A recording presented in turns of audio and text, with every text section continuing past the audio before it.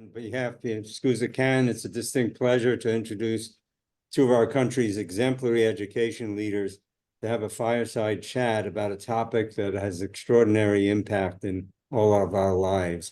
The session's entitled Education in the Age of AI, Learning to be Better Humans. The conversationalists are Paul LeBlanc, the president of Southern New Hampshire University. Paul is an early pioneer of competency-based learning and led Southern New Hampshire to become one of the country's leading practitioners in virtual learning. Paul's retiring from SNU this June, and we thank him for the years of participation in our SCUSA-CAN events. Sanjay Sarma is the CEO of the Asia School of Business, which is a MIT partner.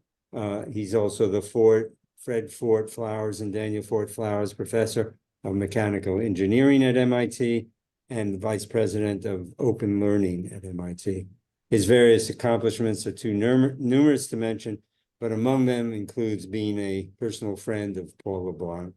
So we are bringing together two friends with keen interest in AI to talk about this phenomenon from a slightly unique human perspective. I dare say this is a conversation that will be prophetic and one we're going to remember years from now. So Paul or Sanjay, whoever would like to start, thank you, both of you, for taking the time to participate in this. Well, I'm going to start just by preempting Paul and saying that I think that we will remember in history Paul's contributions to education in a way that I think we'll remember a few, because this is such a industry that is so difficult to change, higher ed. So thank you, Paul, and wish you a really great retirement. So with that, I'll hand to you. Oh, thank you, Sanjay. Well, Michael, I know this is a conversation, and I suspect Sanjay, because I know my friend for now a long time, joins me in being in the camp that thinks the magnitude of what is about to wash over us, what is washing over us now in terms of AI and its impact on society, will change everything. And it raises big existential questions for all of us who are educators, because to the extent that, and I'll speak only in higher ed context for a moment, to the extent that universities exist to create knowledge workers for a global knowledge economy, if you believe that we will no longer be the most powerful entities on the planet in terms of at least big areas of knowledge, declarative knowledge, for example, then you see massive changes in workforce coming. The World Economic Forum says that in 2025 alone, we'll see 85 million jobs displaced. I would not bet on accountants and lawyers and lots of other, high status, rewarding, well-supported fields. I think those get displaced. And what does that mean for institutions? What are we about? And I think there's a wonderful invitation here, which is it's an invitation to go back to human work and human jobs that make us better as human beings, but also make our communities better. So in my book, Broken, which I wrote in 22, I talked about with the coming wave of AI, there's an opportunity here to flood our K-12 system, school system, with amazing teachers and counselors and social workers and coaches, and make it work again as a massive public good. There's an opportunity here to rebuild a mental health care system that has been decimated in America. And now really we use our prisons and our jails as our mental health care system with terrible impacts. If anyone on this call has been caring for an aging parent, we need a compassionate, affordable, high-quality system of geriatric care for an aging society. We need to rebuild the broken infrastructure of America. There's so much we can do, and AI will not do those jobs. Those are human jobs, but they are jobs that we don't like to pay for in America today.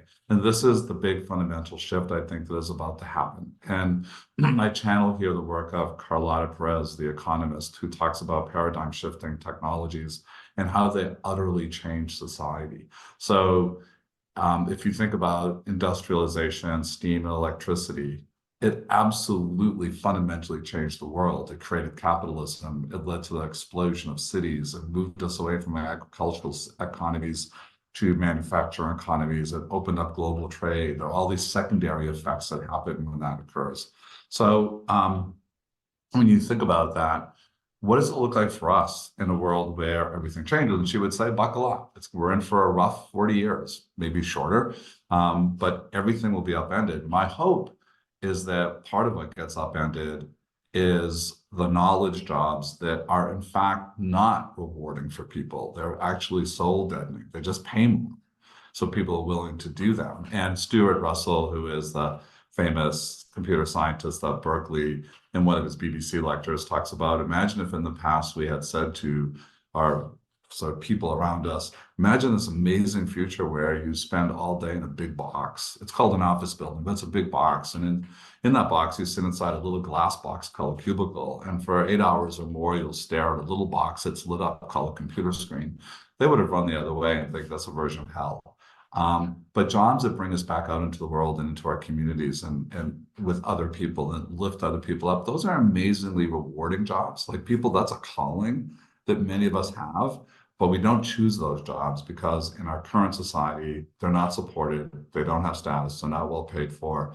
And post-Ronald Reagan, we want fewer and fewer of them. I think this is the optimistic flip that's available to us with AI, but we have a lot of really complicated questions as educators to sort through. Sanjay, Yeah. does that resonate with you? Yes, no, absolutely. I completely agree with Paul. You know, I mean, let me just speak a little bit about why I feel that AI is, and I've been in AI for a long time. I took my first course in artificial intelligence, 1990, I think, at Carnegie Mellon. And I've been a skeptic for all these years. But in 2022, January, I was playing with GPT-2. And I had that moment when I thought, oh my God, this changes everything. And then, of course, every week it gets reinforced, including last week. I mean, what AI does is several things, but one is it's the universal interface, right? I mean, with large language models, foundational models, it's the universal interface to complex knowledge systems and complex computation systems. A restaurant robot that is now becoming ubiquitous, that can deliver bus food to you and that can now take your orders, right? And tell you that they're out of pepperonis. You can't have the pepperoni pizza. So that's interface. So I call it, the acronym is IRKG. The second is reasoning. These things weren't supposed to reason. It wasn't their language models, but they can do reasonable reasoning. And it came for free, and we're all sort of shocked. Something called the theory of the mind. They can sort of things that many animals can't do. They can do quite easily without trying. And now, of course, we're doubling down on making them reason with things like chain of thought, etc. And so reasoning is it's only going to get more powerful. Knowledge, another thing that we didn't expect, but it does so well. And we shouldn't have been surprised because a lot of knowledge is encoded in human language. And so knowledge got sucked right in. Yes, it hallucinates. Thank God, right? But even that they're going to control. Then finally, generation. A few years ago, actually, 2022, I was interviewed in the New York by the New Yorker, and I said it's a matter of time before you can say, Alexa, build me a website that sells shoes. And it's going to happen. I was a little worried when I said that maybe it wouldn't come true. Maybe I was exaggerating, but I needn't have worried because that now happens. And generation, you can see the Hollywood strike. You can see the recent issue from yesterday, where Scarlett Johansson's upset that ChatGPT is using her voice, GPT-4o is using her voice. Very existential moment. And first of all, we need to understand that a lot of what human beings do is we, in society and our operations have a lot of friction, but friction was a way in which we redistributed income, right? My technology, RFID, is used to fly through a toll gate when you drive. 20 years ago, you had someone there collecting money. And that gatekeeper is gone now because of my technology, right? AI, large language models, particularly in generative AI, is going to fundamentally change the way in which we distribute revenue. And maybe the future is universal basic income, who knows? But if that happens, either we can take a gloom and doom scenario, or we can take the approach that, damn it, we'll be human again. and Yeah. celebrate that and make that why we exist. I remember some philosopher saying, let's say some very advanced alien species shows up, in front of, and you're dazzled by them. Are you going to go show them your iPhone 15 and go, look at this great technology I have? Or will you tell them about, the music you grew up with and the dances that, various cultures prize, or, the books you're going to write? That's what they're interested in. They aren't going to be impressed by your technology. Well, those aliens just showed up, I think, and we need to rediscover our humanity. Yeah, and I love that. I love the way you describe that, Sanjay. And I tend not to be a fan of UBI. I think it's usually just enough money so you don't overturn the government, right? It's just enough to keep you, but it's not enough to flourish as a human being. I mean, I know people like Stuart Russell and others have argued that AI may actually allow us the realization of a time when humans don't have to work at all. And it's an interesting thought. Humans don't tend to do that great if they don't have things to do. Like, look at the landed aristocracy of the 19th century. They were not paragons of great humanity, nor, the cousins, the famous generation of Rockefellers who were so wealthy they didn't have to work. And as a result, they all, divorced, got addicted, and kind of fell apart. But I do think it allows us to rethink what kind of work is most important, and to your theme of allow us to be good humans again. So let's, we have a lot of educators on this call. And think about this. I ask this question when I'm giving talks these days. Mark Schlafman, Elizabeth Collins, and Helen Heineman. These are the three teachers that changed my lives: 6th grade, high school, and college.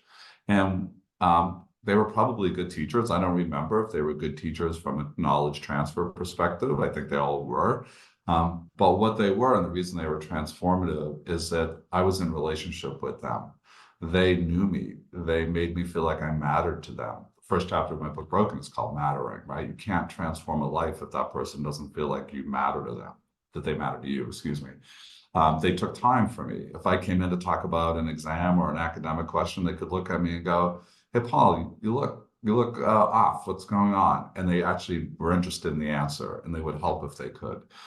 They lifted my sights. They helped me dream bigger dreams. I had 3 of those teachers. When I asked our audience, hold up your hand. You can use both hands. You can hold up your feet if you need to. How many such teachers did you have? Sanjay, what do you think the average answer is? Actually, since you asked the question, I'm a little concerned.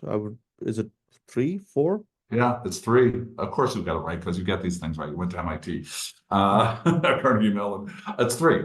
And people have had scores and scores of teachers, but the teachers that change us, that actually make us better human beings and lift us up, are the ones in which we are in human relationship. So many teachers and so much of schooling don't have time to be in human relationship. And to the extent that they're teaching to an exam, that they're doing knowledge transfer, AI will be better. I'm convinced AI will be the best teacher/tutor, personalized learning. Much maligned because the attempts have been poor, will actually be possible. What teachers will then be able to do is worry less about that and worry about, how do I build a community of learners? How do I pay attention to my individual students? How do I exercise judgment and wisdom in helping them work through the learning and to be their guide? How am I going to be there for them when things are troubled at home? And if you're a teacher at higher ed, there'd be lots of our colleagues. Sanjay's like, didn't sign up for that. Put me on stage. I'm going to talk about my discipline. Those jobs are gone. The jobs that we will, I think, the way we will think about educators and teachers will be very human-centric. Coaching models will be because that's what makes a difference. That's what changes kids' lives. I don't know if that so again resonates with you, Sanjay. By the way, how many did you have? I want to know how many of those teachers you had. Well, I was very blessed, actually. I had maybe 4 or 5 teachers, but actually I'm very close to my parents, and they were actually, because they're very intellectual, and I benefited a lot from them and from my friends. I was very blessed to grow up in a community with very intellectual friends and families. So I'm frankly, but the thing that's true of that, when you say your parents and your friends and family, they loved you, because what I'm talking about is, and I call it love in the book, it's the love that it's a version of love. And that love is, I care enough about you to really devote myself to you and spend time with you and lift you up. And that's what your parents did, obviously, friends and family, right? So when I wrote Broken, the question I asked is, can universities learn to love their students again? That was the question that sparked that book. And, sorry, I think, you're absolutely spot on. It's sort of interesting. In some ways, I think what we've done is it partly comes down to assessments, in my view. We've sort of reduced education to that one high stakes exam, I mean, maybe not, but it's that exam, right? Where you take it and you get a score and you're done. And if you do well in the exam, then, I did my job. Yeah. Right. But one of the things you did at SNHU, which you told me about, is all the support systems. My view with all this is that if AI takes away the validity of that exam, because the AI is going to outperform you, right? Then it may clear the table to do authentic stuff. A football team wouldn't pick a quarterback based on how accurate their throw is and how high they can jump, right? They look at a whole bunch of things. They look at, will this person, can they bounce back from adversity, from injury, from a loss?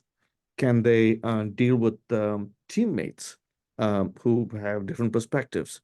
Can they be coached? So we don't have that snapshot test, which is sort of where we've gone with assessments. It's not authentic, it's a proxy. And often the proxy is not representative of what the learning really should enable. It's just a convenient proxy that the teacher finds convenient to grade, frankly. So another way to look at this is to truly develop competencies, to truly foster the competency, and to focus on competencies that are actually more human than things that robots will take away. I mean, in some ways, our education system is designed to create automatons. And we shouldn't be shocked when the real automatons just showed up to see people lose their jobs. Absolutely. We've got to remind ourselves that the education system is built to serve the industrial age. We need people who could follow instructions, right? Literally, your literacy was about following the instructions. It wasn't about, and I think today still there's a lot of, employers who say that they want critical thinking skills. Well, only up to a point. Like, not to the point where you start to question the inequity of salaries at the employer. Right. Well, let's not go that far. Or the bureaucracies that we impose on people. But yeah, I wholly agree. So, to your point, Sanjay, can we imagine the future of schools in which we're no longer assessing declarative knowledge and knowledge transfer, because why bother? But that we're actually assessing human development.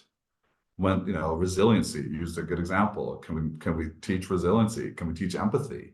Can we teach people the ability to move through cultures that look different than theirs?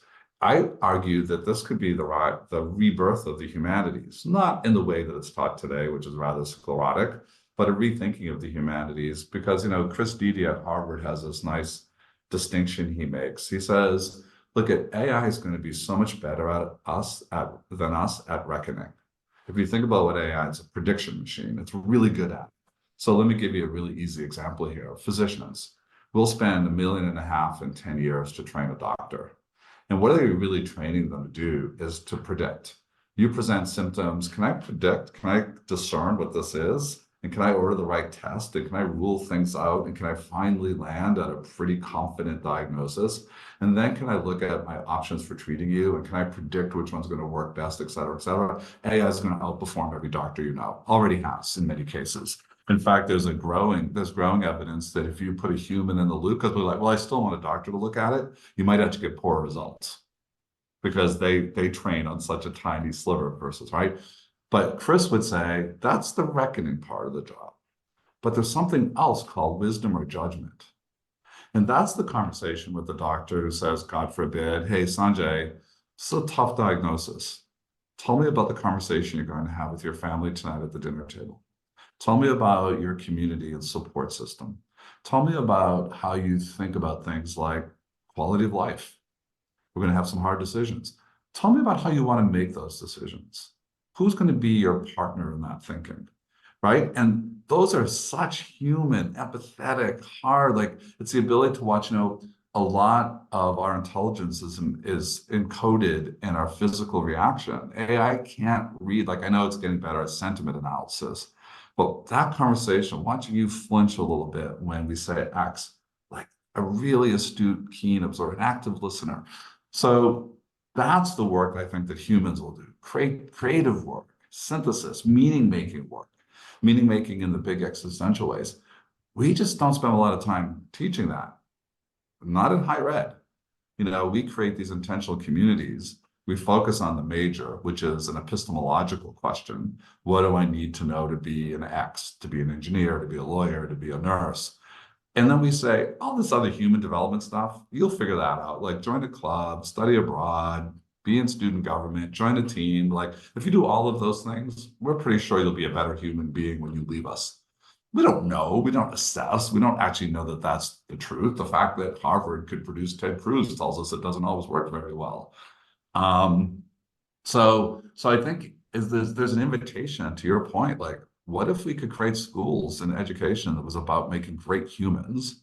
And look we're going to need to know how to use our AI tools. We don't want to be enslaved to our AI overlords, but we can ask much more interesting questions now.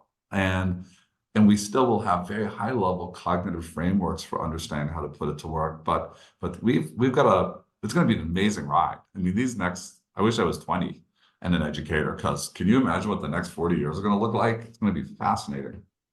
Well, I mean, it reminds me of that curse, which, may you live in interesting times. I don't know. But look, I mean, I very much agree. I mean, if you look at the Industrial Revolution, it's sort of ended. I mean, the traditional Industrial Revolution, it's now become fashionable to put a 2.0 and a 3.0 next to an Industrial Revolution. But I'm talking original Industrial Revolution. It ended with interchangeable parts, which is sort of falsely attributed to Eli Whitney. But the point is, it was interchangeable parts. I think the other outcome is we wanted interchangeable people. Absolutely. Right. And that's what our education system is, to some extent, making people, to your point, interchangeable. So I was talking to my dear friend and co-author, Luke Yoquinto, yesterday. And Luke came up with this beautiful concept. He said, why do we enjoy camping? And he said, it's Maslow tourism. Love that. That just blew me away. That was such a beautiful comment.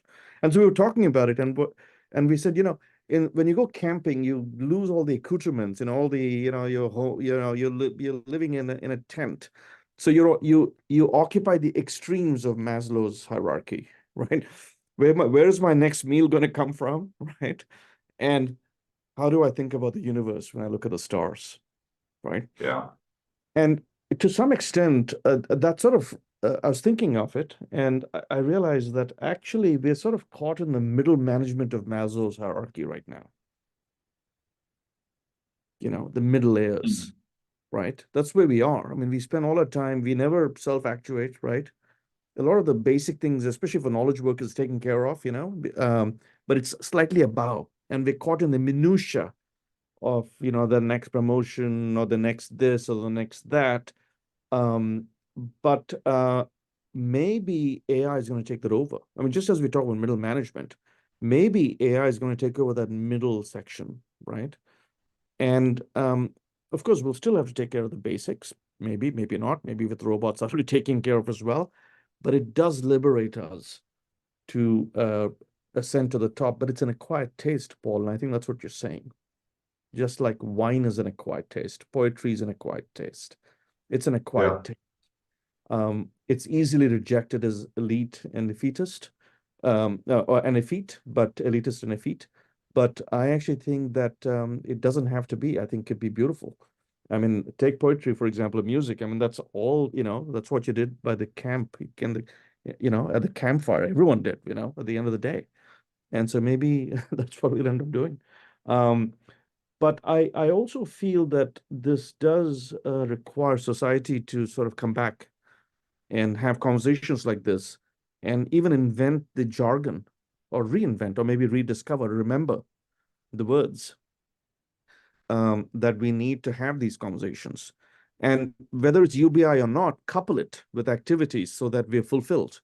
Because that middle is gone, is going to leave us unfulfilled because we won't be told in our middle class contract, social contract that, you're going to work, you work at the factory, come home, you watch a sitcom with your kids, you watch a football game, go, drink a beer if you're a man, with your buddies, go to your religious institution of choice. But that contract is going to be restructured, and we don't have a pattern to follow. And I think that's sort of what we're going to struggle with. And there'll be, to your earlier point about the Hollywood strike, there will be a fierce backlash. Yeah. Like the reality is, David Autor, your colleague at MIT, who writes about the possibility that we could equip nurses with amazing AI, like all the knowledge of it, and create, and just flood the healthcare system with them, because we just don't have enough doctors and it's really expensive, but we could train nurses in powerful ways. Imagine how the AMA is going to react to that notion. Or I think it was Katzenberg, because he's the co-founder of DreamWorks, when they showed him Sora, you probably have all seen Sora, which is English language to video, and it's pretty amazing, even its first iteration. He said something to the effect of 90% of the world's animators just got a pink slip, they just don't know it yet. Now, the reality of the flip is also true, which is everyone now can start making videos, movies, and be creative. Now, it could be like the early days of word processing, where we were flooded with the world's worst newsletters. Remember when everyone's Aunt May was making a family newsletter and they were just terrible? But we'll also put in the hands of incredible kids in the south side of Chicago or at Da Vinci School, who can now make full features and give voice and expression, because they don't need the capital that's required to do major, videos in Hollywood studios. And I do wonder, Sanjay, it's unfair because I didn't give you this question in advance, but in some ways, is AI the welcome final nail in the coffin of capitalism? Because capitalism is not working for much or most of the world, and it's implicated fully in our environmental degradation and climate crisis. Long before the robots put us out of misery, it could be that climate will make the planet uninhabitable. So I wonder, I have some hope, and it's a technophile's dream, that AI may start to give us the tools to solve the climate crisis, because we're not getting there fast enough in terms of our values. I just read, I have to confirm this, but the 218 cruise ships registered in Europe create more carbon than all 31 million automobiles in Europe. Just 218 ships, and they're always booked. They're always out there. Sorry for the digression. My question to you is, when I hear you talk about what's possible, you're not really talking about capitalism anymore. We're talking about people being free to pursue their questions and creativity. That's not that we're all going to create great art, but if you've read Rick Rubin, my favorite music producer, his book on creativity, he would say, we all love our creativity. It's your song projects, it's your gardening, it's your way you are decorating your house, as you're expressing yourself. We don't think of that as creativity exactly, but what do you think? Capitalism? Well, I mean, to me, the way I look at it, and this is not so much a judgment or a prediction, but I would say that capitalism is a thing that plays out on a stage. Well, the stage is just gone. That's the way I look at it, right? If you have UBI, I guess people could invest and do little businesses, but maybe it'll be more, But to what end? Yeah. Well, maybe exactly. So that's my point. So I think that stage vanishes. The question is, it's a winner take all, and the winners took all. So what remains, right? Come back to art. To your point, I mean, I spent a lot of my time in Kuala Lumpur, beautiful culture, Malaysia, Southeast Asia, 670 million people, 25,000 islands, by the way, under threat from climate change. What a spectrum of cultures and arts and religions and languages that are vanishing and art forms that are vanishing. And, it's staggering, but wouldn't this maybe be an opportunity to let them flourish, maybe learning a language that is dying, it's becoming extinct, impacts our psychology. There's a lot of research that shows that language, the way we think, etc., are very deeply related, right? Just as you could be a foodie, maybe become a culturey and a culture vulture, which is sort of what I am. You learn languages. So I think that it's an acquired taste. and the motives change. And if the motive is not about making as much money as you can, but rising up Maslow's hierarchy, right?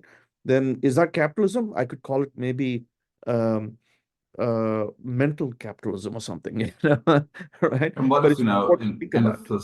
and if we have the abundance and our AI and robot coworkers are allowing us to live comfortably, which is different than living at the 1%, just, so think of Scandinavia versus the US, right? Like where people live comfortably, and we don't have massive wealth and equity. What would you do? It's that old question that we would, so, you have over a cocktail, which is, if you didn't have to work, what would you do? And we may be able to invite the population at large to answer that question. If you didn't have to work, if you could live reasonably comfortably, so you were not in need of, what would you do? That's a pretty remarkable invitation. And I think, Jamie Marasotis at the Lumina Foundation, I dreamed up this idea of an alternative to UBI because neither of us like it. We think it's kind of throwing breadcrumbs. But what if you said, you can have a UBI because there's now enough abundance in our society and you'll live okay, but we can guarantee you a human job and that will actually pay a fair bit more and you can live with more means. So there's an incentive, the UBI is not cutting, I want that job. And, if it were, so teachers, social workers, artists, musicians, philosophers, writers, right? If we said, these are the things we'll pay for in society, your natural next question would be, and let's say it's today, if we said it's $45,000 for that job. So the couple together, now you have 90,000. You could live on UBI, which is 12,000, but here, this is better. We know the research on happiness says that after $75,000 in the US, happiness actually doesn't correlate any longer with income. There's actually very little correlation. Other things correlate, community connection. We know that we cultures do much better than me cultures, right? We know that in terms of mental health and wellness. And take a look at what's happening in this country. 72% of young people describe themselves as extremely lonely, as defined by not having a single person to turn to if they need to talk to someone. We've never seen that. Like the highest historically has been 40%. It's among the elderly, and they stay pretty steady. Last year, we were shocked to hear that when the stat came out that 25% of American teenage girls report that they've planned their suicide in the last 12 months, and 13% of that group actually tried. This is not working. And there's a lot of things that we can unpack about that, because I do think Jonathan Haidt's right that social media has had a huge impact. I think climate crisis has a huge impact. The pandemic had a huge impact. What we know will contribute back to mental health is connection, exercise, being in nature, not pills and therapy, which we love to do in America. But what if we could create education that moves you towards those things, that moves you towards connection? And if you looked at, Sanjay, some of the schools now that have prohibited cell phones in the school period, like zero tolerance policy, everyone hates it for the first 3 weeks and everything gets better after that. Right? Kids are happier, their wellness, they report that they're happier. They're talking to each other again. I don't think there's a more heartbreaking scene in America than being at a restaurant and watching a family, 2 parents and 2 kids, all looking at their phones. It's just heartbreaking. No one's talking.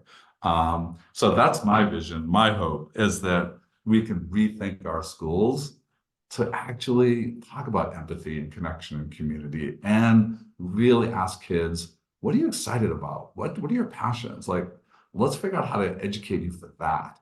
And then somewhere in there, if we could get a little civics education, what does it mean to live in a society together, might go a long way. Because I have friends who's oh my God, AI is going to blow up every part of society. And I'll say to them, what part of it's working really well for you right now? Our politics, our healthcare system, our education system? What part, maybe a little artificial intelligence would go a long way, because human intelligence seems to be a little overrated right now. And maybe we could spend more time on human compassion. It's sort of, it's almost like, I mean, we have climate change. We have, depending on the numbers, a few years left before we hit the point of no return, because uh, we are emitting CO2 at a certain rate, and there's a threshold, and we're going to hit that pretty fast. We have this AI thing. There's Jonathan Haidt and other people's work on loneliness. In fact, loneliness is a much larger issue, not just for kids, based on the last 10 years of social media, but also amongst aging populations, as you probably know, in countries like Japan. We have a demographic debacle in some parts of the world.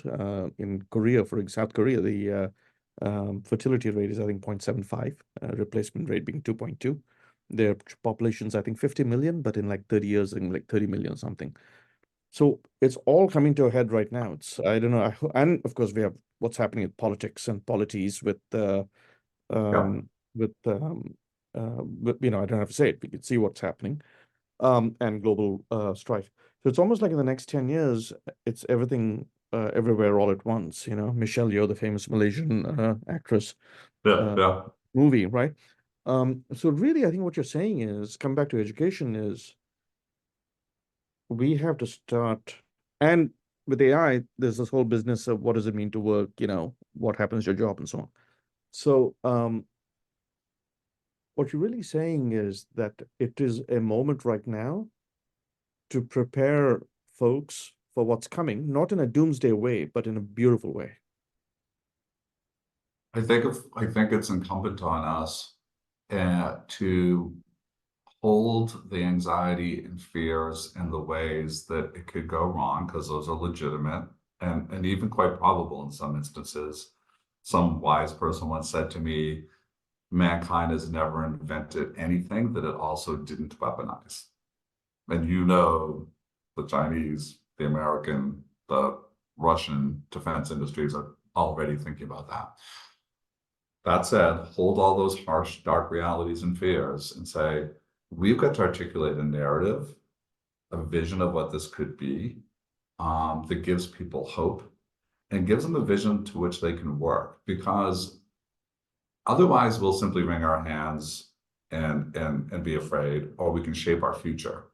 And people on this call are educators. You're inherently about shaping the future. And the next generation. Sanjay, I don't know if I shared this with you, but I'm going to have my first grandchild in about 5 weeks. Wonderful. And part of the reason I'm stepping down from my job here at SNHU to take up this new AI and education company I'm helping lead with George Siemens is because I want that child to grow up in a world that will be flourishing and nourishing and be much more human than the world you and I inhabit right now. We're in a pretty inhumane place and time. And I wonder, as you think about all those things coming together in this pretty, scary way, maybe things have to be this broken before you can fundamentally rethink them. It's hard to rethink in dramatic ways that which is, it's okay, it's not great, but we're plugging along. We're not plugging along right now. And I think if we could articulate a vision for the future that people could rally behind, we would see people gravitate in huge numbers to it. Yeah, no, I mean, what crabs in boiling water sort of deal, the temperature rises slowly, the crabs don't get out, right? But we seem to find ourselves on the boil all of a sudden. I do believe that I do believe in what labor economists say, which is that when technology advances, human society does advance, and we do invent new jobs. I mean, the classic case is ATMs, right? Automatic teller machines. They were supposed to put tellers out of jobs in the 1960s when the first ATMs came out. Actually, David Otter's written about it. And then there were 300,000 bank teller jobs in America in the 60s. And then by the 80s, actually, the number of tellers went up to, I think, 600,000.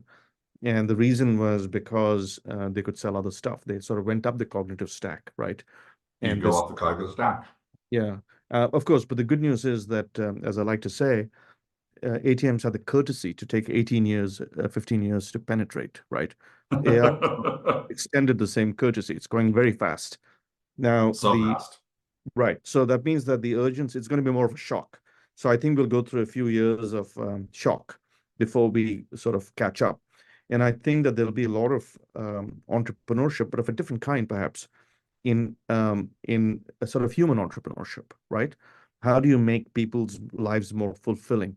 How do you make them more joyous? And I'm not just talking about, and I don't mean to be dismissive of it, but I'm not just talking about yoga and Pilates or something, but I'm talking about, mindfulness. I'm talking about, maybe bird watching. I have a cousin visiting right now who who loves watching and taking pictures of birds, and he finds it's the most important thing in his life. And I have to say that I'm envious of him, deeply, deeply, right? I even looked at a couple of birds this morning just to see if I could turn it just on. to see if you had it in you. But I kept thinking of my chicken sandwich for lunch. That's all that happened. But that's terrible.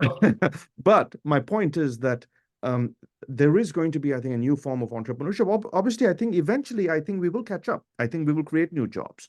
We will create, other things. I'm not so convinced that actually that everything goes away. I'm more concerned about the 5 to 10 years when we don't react, right? Yeah. And the urgency right now comes because of that shock to me. Eventually, I do think that when AI and robotics come together, more and more of our TDM will be taken away. There'll be less and less friction, right?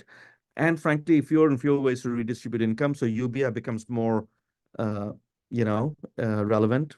And to your point, it'll be low, right? It'll be, and then you let the entrepreneurship, maybe more of a safety net, like in Sweden, right? Just from a human perspective. And then you sort of dance on that stage and do more creative things and create new jobs. Eventually, I think maybe things will settle, but I think the urgency is imminent. What happens in the next few years, and we let it play out. We will have those 300 to 600,000 bank tellers. We will have that increase. I maybe hope happen, maybe not. But in the short term, there's going to be 5,000 bank tellers from 300,000. And we got to figure out what to do with that, right? Yeah. Exactly right. And you had that nice sort of analogy earlier about sort of climbing up Maslow's ladder, right? And we tend to think about this in terms of cognitive knowledge or metacognitive knowledge. So I have to train at a higher level, and that may in fact be true. But I wonder if that's the less interesting ladder. The ladder that we'll get to sort of now work on are the sort of what we call, soft skills, which are actually ironically hard, really hard, empathy, for example, and so on. But I don't know very many people who, if you ask them what they love most in the world, answer their job. In fact, at the end of life, it's a rare person who says, I wish I had worked more. And if the invitation would be, well, what would you do? How do you want to think about the world and things that you do?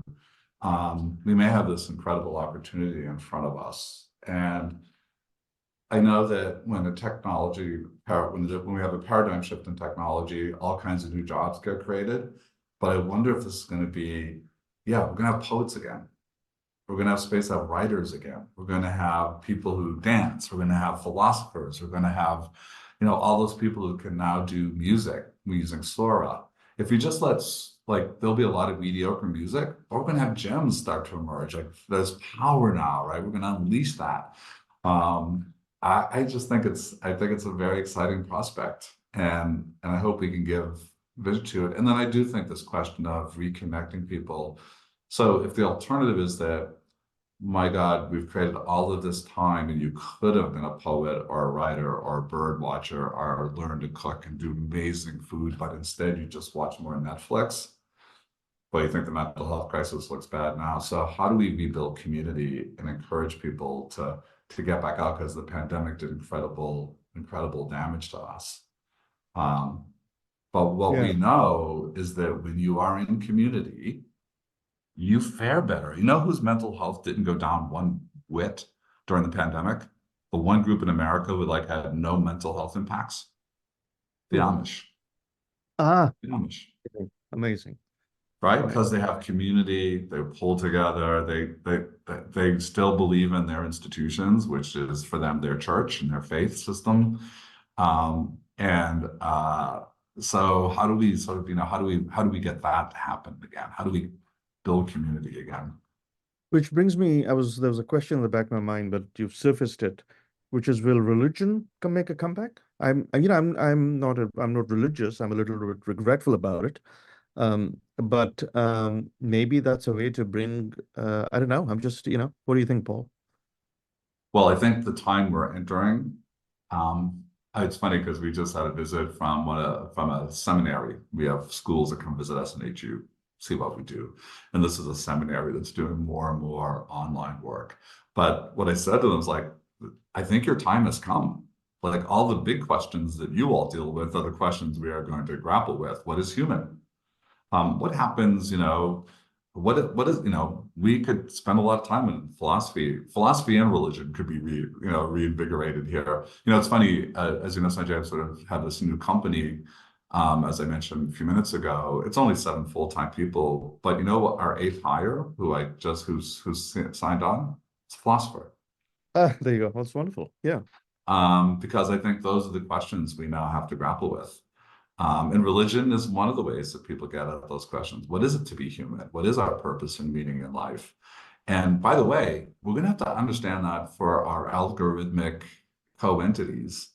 I don't know that, sentience itself is a problematic notion. What counts? Self-recognition, that's one definition, right? And AI may have self-recognition, right? And a book, I don't know if you know, but I would recommend it to everyone who's listening. It's James Bridle's book called Ways of Being. Yeah. And what it reminds you, among other things, so he's a philosopher, technologist, AI expert, but what it reminds you of is that there are ways of knowing in the world that surround us all the time. We just don't tend to recognize them because they're not our ways of knowing. And if you've read about, the Search of the Mother Tree, which is that wonderful novel about the wisdom and the intelligence, a kind of sentience, a forest, Yep. Trees that actually send nutrients to other species of trees that are not their own because they sense that they're distressed. It's kind of remarkable, and it will fill you with awe and wonder and helps you think about this new world in which we enter. And we've all seen Terminator, so we know how it could go badly. But what if the new entity, this new knowledge entity that sits at our side, actually helps us think through these things that seem to defy our ability to progress? Like why do we still go to war? There's a version of AI that could say, guys, we're about to wipe you all out, but there's a version of AI that helps us think, no, we're not allowing this to happen. Like, I don't know.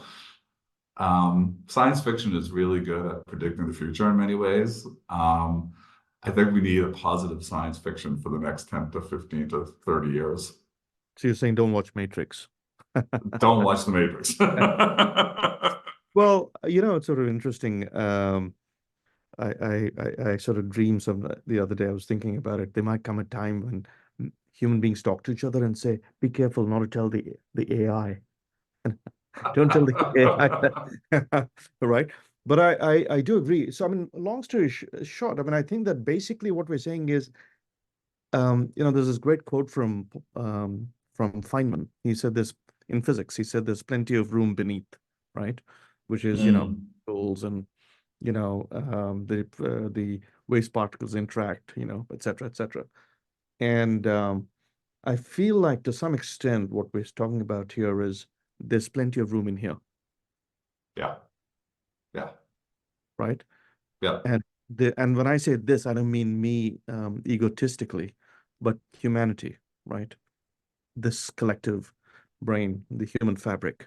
And what you're almost, as we're talking about it, it occurs to me that we need to strengthen that fiber to so that humanity can sort of hold hands and as a raft get through the next, phase, whatever that new phase is.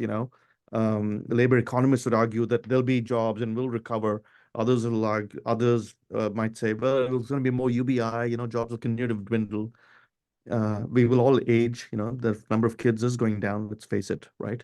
Maybe AI will help us in some respects. Maybe it's a good thing, right? But whatever it is, let's get this figured out, because that's going to be the one thing that we will have to hang on to, right, in the next few years. Yeah, this is going to sound hopelessly romantic and fuzzy-headed, but I'd also say like it's here, right? It's in Yeah. like that's the expansiveness of our hearts, because the country, our society right now doesn't feel very kind, for lots of reasons, and we could spend a lot of time unpacking those. But I think that as trust in our institutions have declined, so too has trust in our leaders. You know, there was a time in the university president walked in the room and people gave them the benefit of the doubt because they had a sterling CV, at least my colleagues do. They had a good CV and they had the title and they had, they had the role. And I don't think that's true anymore. And I think we're going, in doctors' offices, there was kind of the death of expertise, right? In doctors' offices, there are signs now that say, your 20 minutes on WebMD does not equal my 10 years of medical education. Like, yes, you should self-advocate, but trust my expertise here a little bit. And I think that's not going to be the case anymore. And what we will trust are people we believe in terms of their authenticity, in terms of their humanity, their ability to connect with us. You know, the old George Bush thing about, well, I know he's not the best candidate, but he's the kind of guy I could have a beer with. Well, what they're really saying is the kind of person that I think would see me, that would sort of connect with me, that would care about me. And I do think that the even leadership now will change such that it's going to be about about love. We don't use that word often to talk about leadership, but do people feel like you love them, that you will take care of them, that you have their genuine interest at heart? And about your authenticity, which means your vulnerability. So the days where you could stand up and try to prove your value as a leader by being the most expert person in a post-expertise world, that doesn't count for as much anymore. So I think it's really such an interesting time for educators to think through this. And when I think about our conversation, which can sound so pie in the sky in some ways, I mean, it's happening now. Your point is so spot on. Like when you look at those charts that show how quickly was the technology adopted, it's like the television was, I think, 40 or 50 years or something, and all these things taken out, but everything was getting faster and faster and faster. The PC was really quick. The iPhone was stupidly quick. I mean, everyone is using AI, and young people are using it faster than adults. It's remarkable. And it is a little bit problematic. I wish we could hit the pause button. Like, can we just take a minute to think through this for a little bit more? Because every time I think we're up against some hurdle or something isn't going to work, there's like another breakthrough. We haven't hit the plateau yet. I just got my Ray-Ban Meta glasses, which look like these. These are not them, with a lens in it and AI, and I can look at something and say, so I don't know if you agree with this, Sanjay, but I was talking to Nitin Noria, the longtime dean of the Harvard Business School, and he and I agree. We think glasses are going to be the interface of the future. So I was that nerd who bought the first set of Google glasses, and like they didn't work very well, et cetera. But I think they predict something. And if you watched the OpenAI announcement last week, they were showing, help me with this math problem. And they're holding their phone. It's like, no, we're just going to look at it while we work. And help me with my soft skills in a meeting. I'm just going to turn on the recorder, and the AI afterwards will say, hey, you interrupted this much. You used filler words, et cetera, et cetera. Like, okay, thank you. I'm going to work on that. You could imagine working on something in your garden and having your glasses and say, help me understand. Like, no, you're planting that tulip bulb upside down. You need to turn it. So I think we're just going to have this assistant with us all the time. I think glasses are probably going to be our interface for computing in the future, voice and glasses together. Look, Sight and sound. Do you think? Am I right? a reality researcher, so you're going to find no argument from me. I love in fact, that. I just bought a Vision Pro, and Oh, you did? I'm so jealous. and it is absolutely game changing. And if you have Picture This, it's an app. Picture This, you can't get it for the Vision Pro, but you can get it for smartphones. It'll tell you about the plant. It'll tell you which plant it is. It's a American dogwood or something. It has fungus. Flip it and spray it with an antifungal. It's extraordinary. I do think it becomes the middleware to the world. It's you, the world, and there's something in the middle. I was thinking that the curriculum that AI is being put through is quite extraordinary and extremely I'm envious of it. It gets to read all the books in the world and every piece of material. It's taught, ethics. It's taught, how to be human, right? It's taught how to be biased and venal and You know, I mean, it's a beautiful curriculum. I wish that maybe in some ways we should learn from the curriculum for human beings, you know. Curriculum for human beings, I love that. Right. But I also think that we will, to your point, view the world through a lens, literally. And that lens is going to be artificial. And we better get it right, but we also better train the human being to interpret that lens properly, you know.